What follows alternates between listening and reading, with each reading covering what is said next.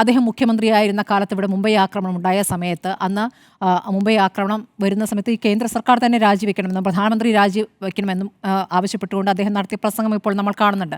അന്ന് വിദേശകാര്യമന്ത്രി രാജിവെക്കുകയും ചെയ്തിട്ടുണ്ട്. അങ്ങനെ ഒരു രാജി ആവശ്യം ഇവിടെ പ്രതിപക്ഷം ഉന്നയിച്ചിട്ടില്ല. കാര്യങ്ങളിൽ വ്യക്തത വരുത്തുക, ഞങ്ങളോടുകൂടി സംസാരിക്കുക, പാർലമെന്റ് വിളിച്ചു ചേർക്കുക എന്നുള്ള കാര്യമാണ് പറയുന്നത്. അതിലേക്ക് വന്നിട്ടില്ല എന്നൊരു വിഷയം അവിടെ നിൽക്കുന്നു.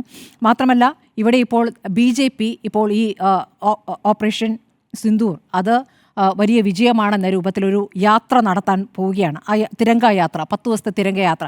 അപ്പോഴാണ് അതിൽ രാഷ്ട്രീയ താല്പര്യമുണ്ടോ എന്ന സംശയം വരുന്നത്. കാരണം ഇതിനു മുമ്പ് പുൽവാമയിൽ സൈനികർ പാക് ഭീകരരുടെ ആക്രമണത്തിൽ കൊല്ലപ്പെട്ടപ്പോൾ BJPക്ക് വോട്ട് ചെയ്യണം, അതിന് പകരം വീട്ടാൻ എന്ന് ആവശ്യപ്പെട്ടത് നരേന്ദ്രമോദിയാണ്. അത് രാഷ്ട്രീയമായി ചട്ടലംഘനമാണ് എന്നുള്ള കാര്യം അന്ന് തിരഞ്ഞെടുപ്പ് കമ്മീഷന് മുന്നിൽ വന്നപ്പോൾ അന്ന് അതിനോട് അനുകൂലമായ ചട്ടലംഘനമാണ് എന്ന് പറഞ്ഞത് അശോക് ലവേസ മാത്രമാണ്.